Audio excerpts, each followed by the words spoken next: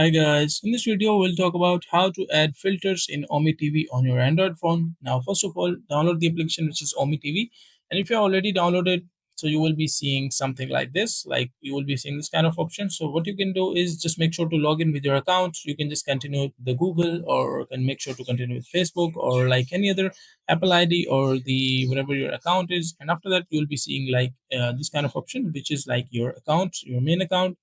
So from here, what you can do is if you are looking to add filters, there is no direct way to add filters in the mobile phone. But if you want to add filters, you can just use the Ometv application in the like desktop mode, which is in the laptop or the PC.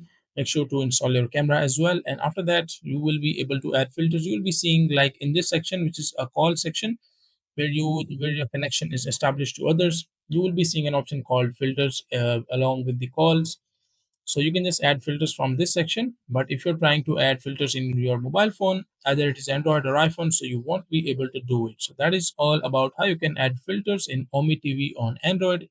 Either you can really do it or not.